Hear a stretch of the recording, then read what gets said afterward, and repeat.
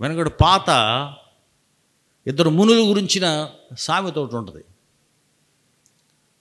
ఇద్దరు మునులు ఒకడంటే ఒకటి పడదు, కానీ ఘోర తపస్సు చేస్తున్నాడు కదా. సో ఎందుకు తపస్సు చేసేవాళ్ళంతా కూడా కొంచెం బోళా శంకరుడిగా చేస్తాడు. అంటే ఆయన బుర్ర వాడు, దేవుళ్ళలో ఆయన ఒక్కడే వాడు. కొంచెం పొగిడితే దిగొచ్చేస్తాడు. దిగొచ్చేసి భక్త ఏమి కావాలని అన్నాడు ఒక మునిని. నీ దీక్షను మెచ్చాను. ముని 1 అన్నమాట. వీడిని అడిగాడు ముని 1ని, ఏమి కావాలని. ఈశ్వర కటాక్షించావా, ఒక్కసారి అటు పోయిరా, వాడు చేస్తున్నాడు, వాడేం కావాలో తర్వాత నాకు ఇదేమన్నా వర్మ అంటే అప్పుడు నాకు ఇదేమన్నా ట్రేడ్ ఏంట్రా, ఎంత బుర్ర లేకపోతే మొత్తం అలా వాడేస్తారా మీరు నన్ను, అయితే నన్నే కోరుకోమంటావా, కోరుకోరా అన్నాడు.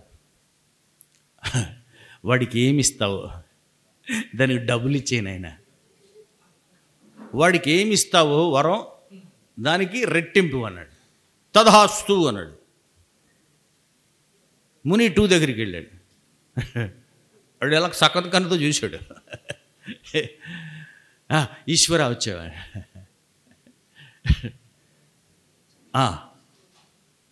నీకేం కావాలేమన్నా. వాడేమడిగాడు స్వామి, ఊరే మీరు నన్ను దేవుడితో ఆడేసుకుంటారేంట్రా మీరు, నీకేమి ఇస్తే అది రెట్టింపు ఇమ్మన్నాడు రా, మరి బాట కదా చెప్పకూడదు కదా, చెప్పేశాడు. అలాగా స్వామి, నాదో కన్ను తీసే స్వామి అంటే అర్థం ఏంటి, అటు 2 కళ్ళు పోయాక ఒక కన్ను పెట్టుకుని రే నీకు 2 కళ్ళు పోయాయి కదా. సో 2 ఉపకులాల పరిస్థితి అలా ఉంటుంది. సో ఆనందించేది ఇది, ఏడ్చేది ఎప్పుడు ఆనందించాలి. సో కాబట్టి చట్టం చేయగానే ఎగిరి గంతేశారు. ఊరికే చేస్తాడా, చట్టం అయిపోయిన వెంటనే